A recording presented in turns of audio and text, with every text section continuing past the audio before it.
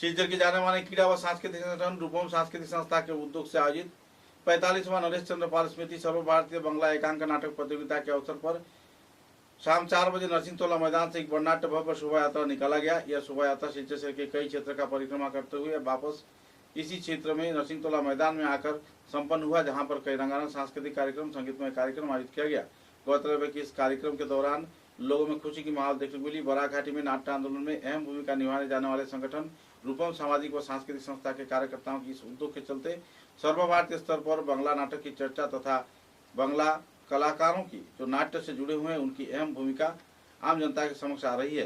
कई और पहलुओं को लेकर संगठन के वरिष्ठ कार्यकर्ता तथा जाने माने व्यक्तित्व व संपादक व दूसरे हस्तियों ने विस्तारित खुलासा की। अपनी जानकारी के दौरान आयोजक समिति के कार्यकर्ताओं की ओर से विस्तारित तथ्य भी उजागर किया गया।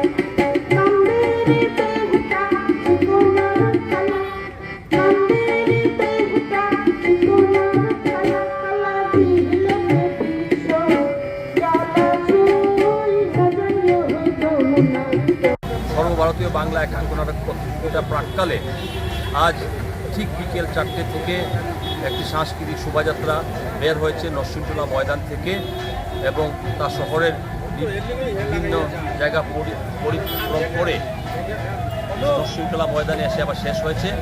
আমাদের আহ্বানে সাড়া দিয়ে শিলচর শহরের প্রতিটি সংগঠন এবং সাংস্কৃতিক ব্যক্তিত্ব এবং বিশিষ্ট ব্যক্তিজনেরা যারা উপস্থিত হয়েছেন তাদের সবাইকে আমি রূপমের তরফ থেকে অসংখ্য ধন্যবাদ জানাই।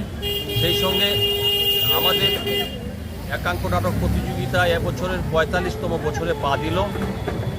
এই প্রতিযোগিতা শুরু হবে আগামী 21শে মার্চ থেকে বঙ্গভবনে। উদ্বোধনী অনুষ্ঠান হবে ঠিক বিকেল 5টায়।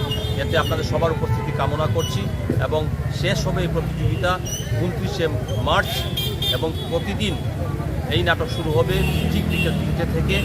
আপনাদের সবার উপস্থিতি আমরা কামনা করছি। প্রবেশ অবাধ, এর জন্য আপনারা সবাই সপরিবারে আসুন এবং প্রতি বছর যেভাবে সবাই আমাদের ডাকে সাড়া দিয়ে আসেন, এবছর আশা করছি আপনাদের সবার সাহায্য সহযোগিতা পাবো এবং আমাদের অনুষ্ঠানটা আমরা খুবই সুন্দর ও সুষ্ঠুভাবে সম্পন্ন করতে পারব।